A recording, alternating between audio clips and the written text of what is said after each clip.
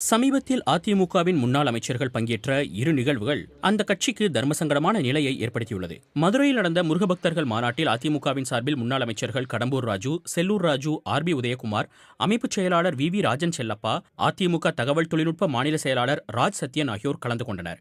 இந்த நிகழ்வில் முன்னாள் முதலமைச்சர் CN அண்ணாதுரை குறித்தும் பெரியார் குறித்தும் விமர்சனத்துடன் கூடிய காட்சிகள் ஒளிபரப்பப்பட்டதும், அதற்கு அதிமுகவை சார்ந்தவர்கள் யாரும் மேடையில் எதிர்ப்பு தெரிவிக்காததும் பெரும் சர்ச்சையாக உருவெடுத்தது. அதேபோல கோவையில் RSSின் நூற்றாண்டு விழா நிகழ்வு நடந்த இடத்துக்கு அதிமுகவின் முன்னாள் அமைச்சர் SP வேலுமணி வந்திருந்ததும் அரசியல் அரங்கில் பெரும் பரபரப்பை ஏற்படுத்தியிருக்கிறது. திராவிட இயக்க தலைவர்கள் மீதான விமர்சனத்தை ஏற்க முடியாது என்று முருகன் மாநாடு குறித்து பின்னர் அதிமுக விளக்கமளித்தது.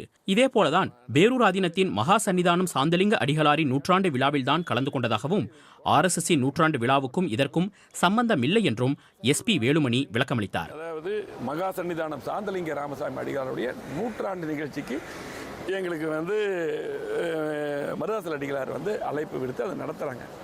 இது வருஷம் அவங்களுடைய பிறந்தநாளில் போய் அவர் ஜீவ சமாதி அடைஞ்ச இடத்துல ஆசீர்வாதம் வாங்கிட்டு வர்றது வழக்கம். இதுக்கு தான் அழைப்பு.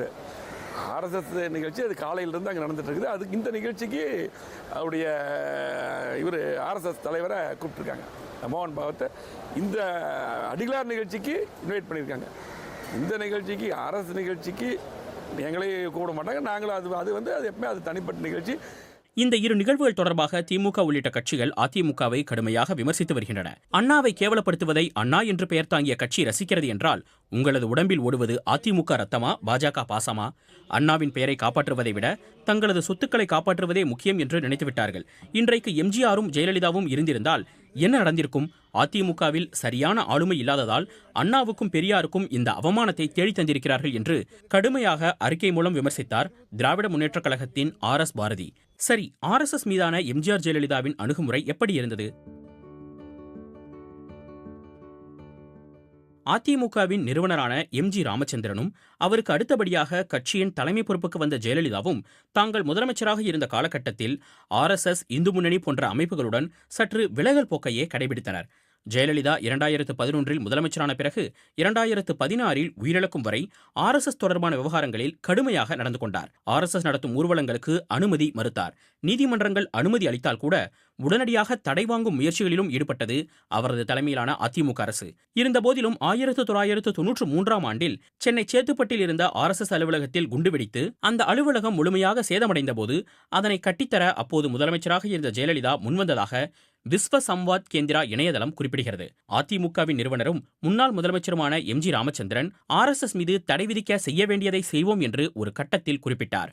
1982 ஆண்டு மார்ச் 28 தமிழ்நாடு சட்டமன்றத்தில் காவல்துறை மற்றும் தீயணைப்புத்துறையின் மானிய கோரிக்கை மீது பேசிய அப்போதைய முதலமைச்சர் MG ராமச்சந்திரன், மண்டைக்காடு கலவரத்தின் பின்னணியில் RSSக்கு தடை விதிங்கள் என்று கேட்கிறார்கள். இந்த கோரிக்கையை எங்கே வைக்க வேண்டும் என்று சட்டம் படித்தவர்களுக்கு தெரியும்.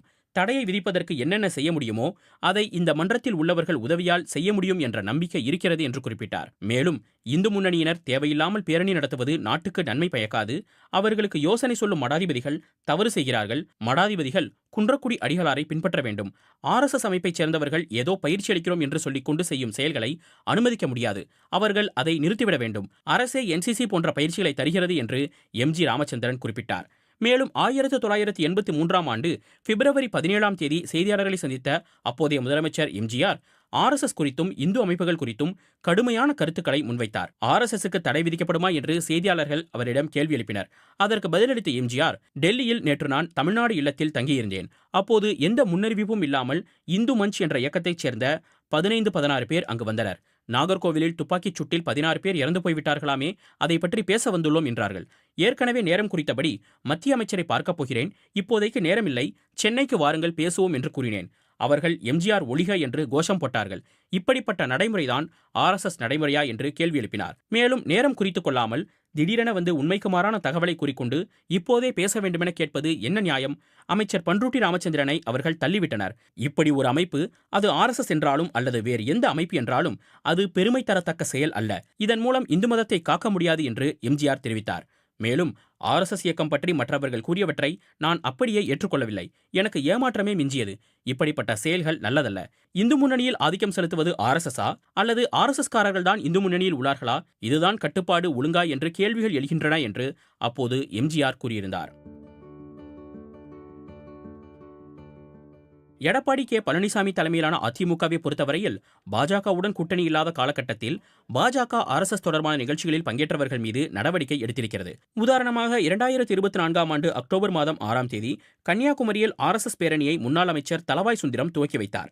அடுத்த 2 நாட்களில் அவர் வகித்து வந்த அதிமுகவின் அமைப்புச் செயலாளர் பதவியிலிருந்தும் கன்னியாகுமரி கிழக்கு மாவட்ட செயலாளர் பதவியிலிருந்தும் தற்காலிகமாக நீக்கப்பட்டார். பிறகு நவம்பர் மாதத்தில் இந்த நிகழ்வு தொடர்பாக வருத்தம் தெரிவித்ததால் மீண்டும் அவருக்கு அதே பொறுப்புகள் வழங்கப்படுவதாக எடப்பாடி கே பழனிசாமி அறிவித்தார். 2025ஆம் ஆண்டு மார்ச் மாதம் பாஜக மும்மொழி கொள்கைக்கு ஆதரவாக ஒரு கையெழுத்து இயக்கத்தை நடத்தியது. திருவள்ளூர் மாவட்டத்தைச் சேர்ந்த முன்னாள் அதிமுக சட்டப்பேரவை உறுப்பினரான விஜயகுமார் அதில் பங்கேற்று கையெழுத்திட்டார். இதையடுத்து அவர் கட்சியிலிருந்து நீக்கப்படுவதாக அறிவித்தார் எடப்பாடி கே பழனிசாமி.